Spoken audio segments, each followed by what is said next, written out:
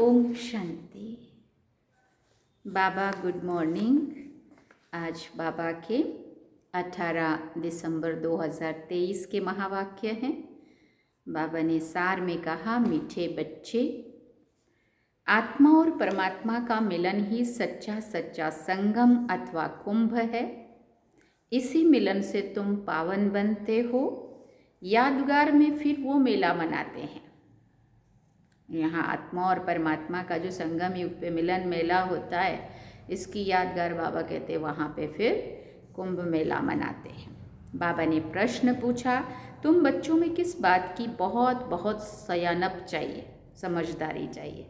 तो बाबा ने उत्तर में कहा, ज्ञान की जो नाजुक बातें हैं उन्हें समझाने की बहुत सयानप चाहिए। क्योंकि कई बारी बाबा सीधा सीधा जो बातें करते हैं, स्पष्ट बात जो हम बच्चों के सामने करते हैं, वहाँ हमें कैसे युक्ति से औरों को समझाना है, उसमें बड़ी समझदारी चाहिए। युक्ति से ज्ञान मार्ग और भक्ति मार्ग को सिद्ध करना है। ऐसे समझाना है जैसे चूहा फूंक भी देता है और काट भी लेता है, तो सर्विस की युक्तियाँ रचनी है। कुंभ मेले पर प्रदर्शनी लगाकर अनेक आत्माओं का कल्याण करना है। पतित से पावन होने की युक्ति बतानी है। गीत सुना, इस पाप की दुनिया से कहीं और ले चल। ओम शांति। बाप बैठ बच्चों को समझाते हैं, पाप की दुनिया को कलयुगी पतित भ्रष्टाचारी दुनिया कहा जाता है और फिर पुण्य की दुनिया को सत्युगी पावन श्रेष्ठाचारी दुनिया कहा जाता है। परम आत्मा ही आकर पुण्य आत्मा, पवित्र आत्मा अथवा पुण्य की दुनिया बनाते हैं। मनुष्य पुकारते हैं पतित पावन बाप को, क्योंकि खुद पावन नहीं है। अगर समझते पतित पावनी गंगा है व त्रिवेणी है, फिर पुकारते क्यों हैं? अगर वहीं से पतित बन सकते हैं तो बाबा कहते फिर मुझे क्यों बुलाते हैं कि हे पतित पावन आओ। गंगा व त्रिवेणी तो है ही, उनके होते हुए भी पुकारते रहते हैं। बुद्धि फिर भी परमात्मा की तरफ जाती है। परमपिता परमात्मा जो ज्ञान सागर है, उनको आना है। सिर्फ आत्मा नहीं लेकिन पवित्र जीवात्मा कहा जाएगा। अभी पावन जीवात्मा तो कोई है नहीं। पतित पावन बाप आते ही तब हैं जबकि सत्युगी पावन दुनिया की स्थापना करनी है और कलयुगी दुनिया का विनाश करना है। जरूर संगम युग पर ही आएंगे ना। संगम को कुंभ भी कहते हैं। त्रिवेणी का संगम है, उनका नाम रख दिया है कुंभ। कहते हैं तीनों नदियां आपस में मिलती हैं, वास्तव में है दो नदियां। तीसरी नदी को गुप्त कह देते हैं। तो क्या इस कुंभ के मेले में पतित से पावन होंगे? बाबा पूछ रहे हैं प्रश्न। पतित पावन को तो जरूर आना है। ज्ञान का सागर वो है। पतित दुनिया को पावन बनाना, कलयुग को सतयुग बनाना, ये तो परमपिता परमात्मा का ही काम है, ना कि मनुष्यों का। ये तो सब ब्लाइंड फेथ है। अब अंधों को लाठी चाहिए, तुम अब लाठी बने हो नंबरवार पुरुषार्थ अनुसार। लाठियाँ भी किस्म किस्म की होती हैं। कोई लाठी 100 रुपये की और कोई 200 रुपये की भी मिलती है। यहाँ भी सब नंबरवार हैं। कोई तो बहुत सर्विसेबल हैं, जब बीमार होते हैं तब सर्जन को बुलाना पड़ता है। अब ये तो है ही पतित दुनिया। तुम पावन बन रहे हो। कहा जाता है आत्मा परमात्मा अलग रहे बहुकाल। फिर जब परमपिता परमात्मा अनेक आत्माओं के बीच आते हैं तो उसको कहा जाता है कुंभ का मेला या संगम का कुंभ। मनुष्य कुंभ के मेले पर बहुत दान करते हैं। वो कमाई होगी साधु संतों को और गवर्नमेंट को। यहाँ तुमको तन मन धन सहित सब कुछ दान करना होता है पतित पावन बाप को। वो फिर तुमको भविष्य में स्वर्ग का मालिक बनाते हैं। वो नाम लेते हैं त्रिवेणी का और दान देते हैं साधु संतों को। वास्तव में संगम उनको कहेंगे जहाँ सब नदियाँ आकर सागर से मिले। वहाँ सागर तो है नहीं, यहाँ तो नदियाँ आपस में मिलती हैं। हाँ, 3 नदियाँ त्रिवेणी संगम कहते हैं ना, तो 3 नदियाँ वहाँ मिलती हैं। नदियाँ और सागर के मिलन को ही सच्चा मेला कहा जाता है, क्योंकि ये भी ड्रामा में नोंद है। इसमें गवर्नमेंट को भी रेल, मोटर गाड़ी, जमीन आदि से बहुत कमाई होती है। तो ये सब कमाई का मेला लगता है। इन बातों को तुम बच्चे जज कर सकते हो, क्योंकि तुम हो ईश्वरीय मत पर। तो कुंभ के मेले का अर्थ निकालना चाहिए। बाबा ऐसा पैराग्राफ, निबंध लिखने को देते हैं। जो सेंसिबल बच्चे हैं उनको उठाना चाहिए। नंबर 1 सबसे सेंसिबल है तो मम्मा, दूसरा है संजय माना जगदीश भाई जी को बाबा याद कर रहे, जिसको फिर बांटने के लिए पर्चे बनाने पड़े। ये त्रिवेणी पतित पावनी नहीं है। पतित पावन तो सर्व का सदगति दाता एक ही शिव है। त्रिवेणी को तो सदगति दाता नहीं कहेंगे ना, ये तो नदियाँ तो है ही, आने की बात नहीं है। गाते हैं पतित पावन आओ, तो वो पतित पावन माना नदियों को थोड़ी बुला रहे होते है ना, आकर पावन बनाओ। तो ये पर्चे निकालने चाहिए बहनों भाइयों, क्या पतित पावन ज्ञान सागर परमपिता परमात्मा है या नदियाँ, ताकि उनके मन में ये बात चिंतन में आए। ये तो सदैव है, वो भी सोचने लगे कि नहीं भाई बात तो सही है। परमात्मा को तो पुकारा जाता है आने के लिए। वास्तव में पतित पावन तो एक परमात्मा है। आत्मा और परमात्मा अलग रहे बहुकाल, वही सतगुरु आकर सबको सद्गति दे वापस ले जाते हैं। ज्ञान स्नान तो वास्तव में परमपिता परमात्मा से करना चाहिए। पावन दुनिया की स्थापना परमपिता परमात्मा ही कराते हैं, तुम उसे जानते नहीं हो, ऐसा उनको समझाना है। भारत जब श्रेष्ठाचारी था तब उसमें देही अभिमानी देवात्माएं रहती थी, ऐसा उनको समझाना है। उसे शिवालय कहा जाता है। अब कुंभ पर जाकर बच्चों को प्रदर्शनी लगानी चाहिए समझाने के लिए। समझाना है पतित पावन एक बाप है, वो कहते हैं मैं आता ही तब हूँ जब पतित से पावन बनना होता है। तो प्रतिज्ञा करनी पड़े। रक्षाबंधन भगवान से ताल्लुक रखता है, ना कि साधु संतों से। प्रतिज्ञा परमपिता परमात्मा से की जाती है, ना कि त्रिवेणी से। हे बाबा, हम आपकी श्रीमत से पावन बनने के लिए प्रतिज्ञा करते हैं। बाप भी कहते हैं मैं तुमको पावन दुनिया का मालिक बनाऊंगा। ये है बाबा के इशारे। इसमें सर्विस करने वाले बहुत तीखे चाहिए, बहुत समझदार चाहिए, होशियार चाहिए। चित्र भी और बनाने पड़े, इसके लिए अच्छा मंडप लेना पड़े। तुम्हारे दुश्मन भी बहुत निकलेंगे बाबा कहते, और सही में निकलते भी बहुत थे। कोई समय आग भी लगाने में देरी नहीं करेंगे। आशा दीदी ने, ये किसने तो सुनाया था दिल्ली में कैसा कैसा हुआ था, आशा दीदी ने सुनाया था टीचर्स की भट्ठी में। किसी को झगड़ा करना होता है तो गाली भी देने लग पड़ते हैं। तुमको तो निरहंकारी बन साइलेंस में रहना पड़े। ब्रह्मा कुमारियाँ मशहूर तो हो गई हैं, ये भी तब बाबा ने कहा था, अभी तो कितनी मशहूर हो गई हैं। पर्चे आदि ज़रूर बांटने हैं। कुंभ के मेले का खास महत्व रखते हैं। वास्तव में महत्व तो अभी का है, ये भी ड्रामा का खेल है। वहाँ से भी कोई का कल्याण हो सकता है, परंतु मेहनत लगती है। कांटों को फूल बनाने में मेहनत लगती है। कुंभ के मेले में प्रदर्शनी करने में भी हिम्मत चाहिए, जान पहचान चाहिए, जो कोई विघ्न ना पड़े। तुमको सिद्ध करना है कि पतित पावन कौन है। मनुष्य पावन दुनिया स्वर्ग को भी याद करते हैं। कोई मरता है तो कहेंगे फलाना स्वर्गवासी हुआ, वहाँ तो बहुत माल ठाल होते हैं, वहाँ से फिर यहाँ बुलाकर खिलाते क्यों हैं। तुम श्रीनाथ के मंदिर में देखेंगे कितने माल बनते हैं। अब श्रीनाथपुरी और जगन्नाथपुरी वास्तव में है एक ही बात, परंतु वहाँ श्रीनाथ में देखेंगे तो सदैव वैभव, बहुत वैभव बनते हैं, और जगन्नाथपुरी में सिर्फ फीके चावल का भोग लगता है, घी आदि कुछ नहीं पड़ता है। ये फर्क बताते हैं, गोरा है तो ऐसे माल और सांवरा है तो ऐसे सूखा चावल। मतलब आत्मा को वहाँ, जब आत्मा सतो प्रधान है तो कितने माल ठाल मिलते हैं, और जब आत्मा सांवरी गोरी पतित बन जाती है, तमो प्रधान हो जाती, तो आत्मा को कुछ भी प्राप्ति यहाँ की दुनिया में नहीं होती। उस हिसाब से वो दिखाया गया है, परंतु जिन्होंने दिखाया है, जिन्होंने बताया, जो कर रहे हैं, उनको पता नहीं है इस बात का। राज बड़ा अच्छा है। बाप बैठ समझाते, श्रीनाथ द्वारे में इतना भोग लगाते हैं और फिर पुजारी लोग दुकान में बेचते भी हैं। उन्हों की कमाई का आधार भी उस पर है।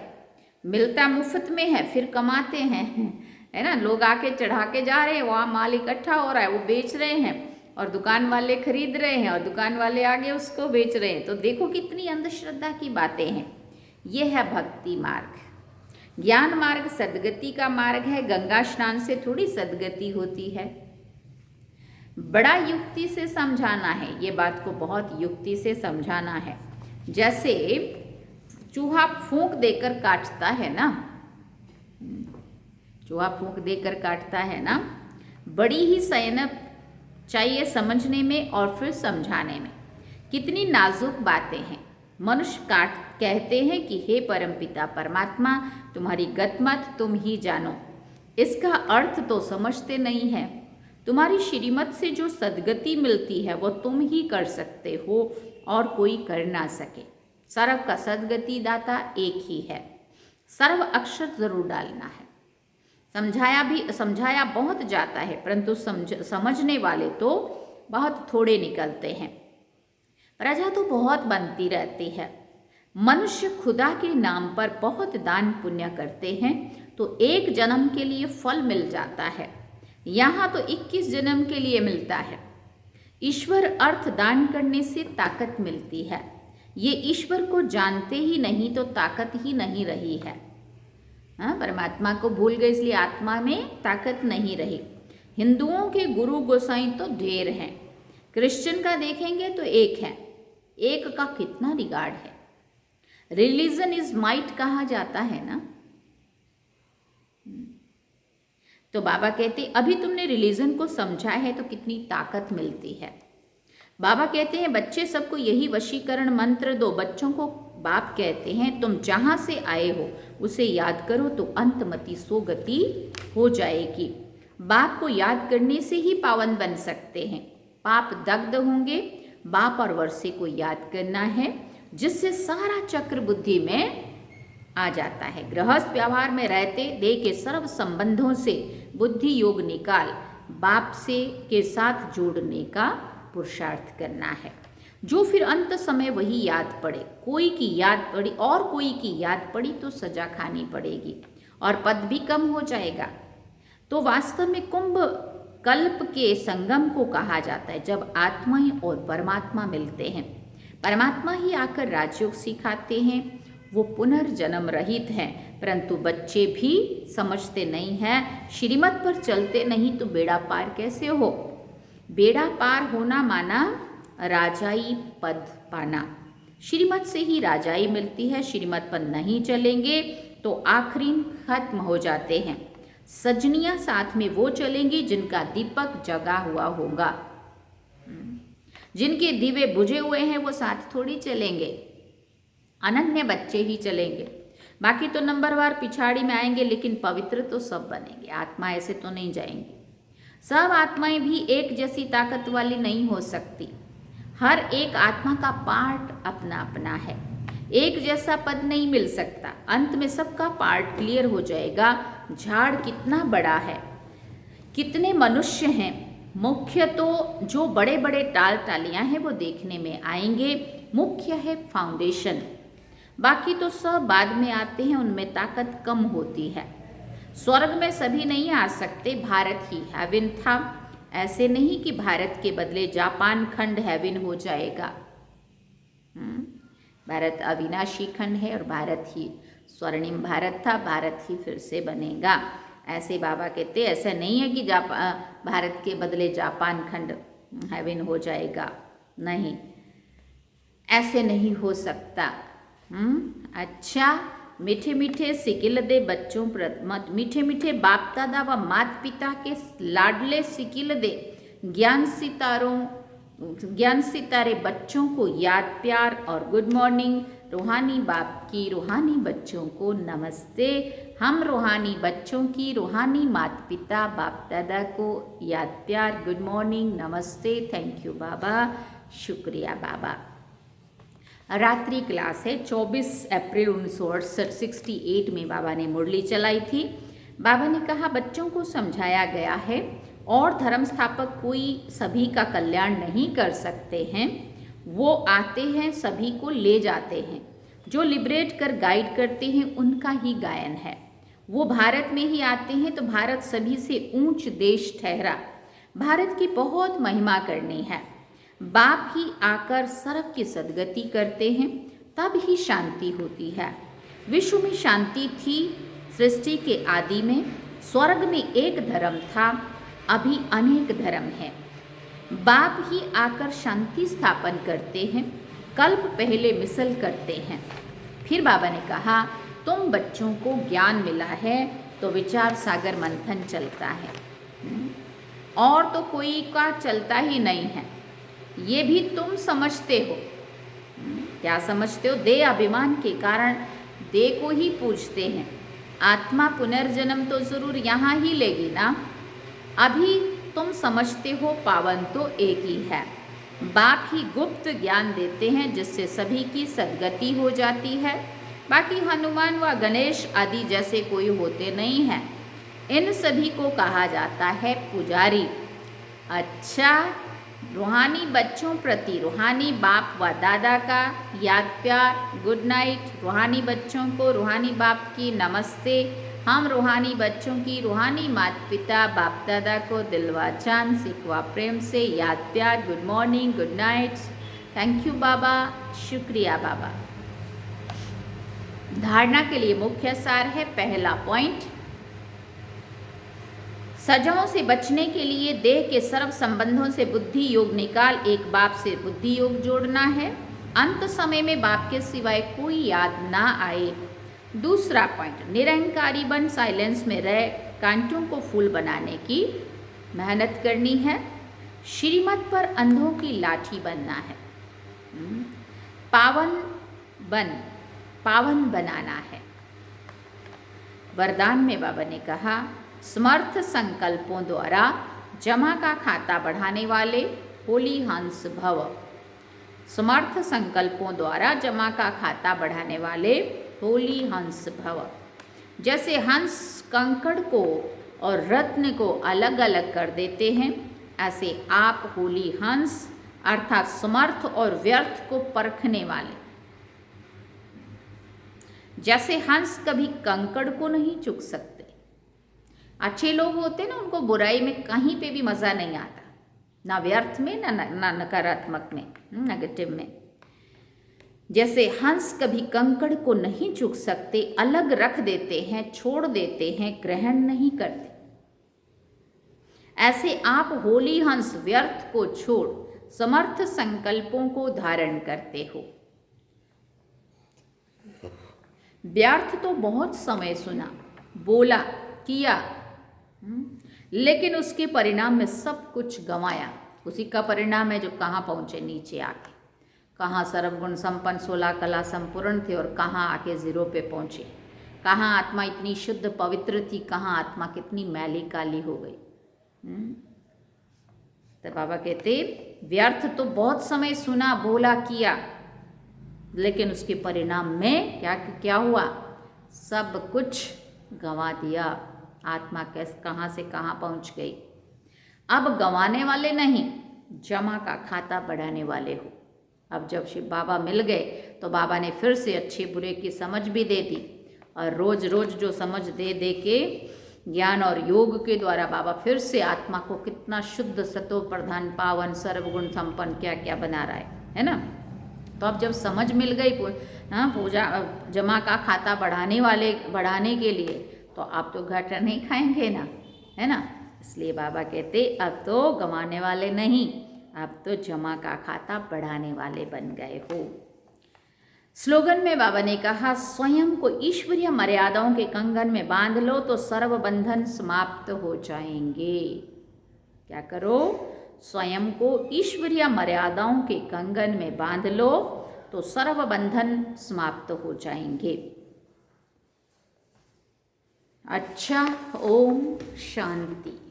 सार में बाबा ने कहा मीठे बच्चे, आत्मा और परमात्मा का मिलन ही सच्चा सच्चा संगम अथवा कुंभ है। इसी मिलन से तुम पावन बनते हो। यादगार में फिर वो मेला मनाते हैं, कुंभ का मेला, है ना। और गीत क्या सुना, इस पाप की दुनिया से कहीं और ले चल, जहाँ सुख चैन की बांसुरी बजे। अच्छा, ओम शांति। ये थी आज की मुरली। और आज आप देख रहे हैं फिर से पीछे का सीन पूरा कि हम वापस छोटा उदेपुर पहुंच गए हैं। कल पहुंच गए थे, लेकिन कल मुरली थोड़ा लंबी हो गई थी, इसलिए मैंने कल नहीं सुनाया। थोड़ा तो सुनाया था फिर भी, लेकिन आज काफ़ी समय के बाद आप छोटा उदेपुर से मुरली सुन रहे हो, है ना। इसके पहले दिल्ली में थे, नोएडा में थे, अलग अलग सेंटर पे। और दिल्ली में भी वो अवार्ड फंक्शन था, उसके लिए गए थे। फिर वो दूसरा भी और काम था, यूके वीज़ा फाइल वाला। तो वो सब करके वहाँ से 8 तारीख को यहाँ पहुँची थी मैं, 8 दिसंबर को।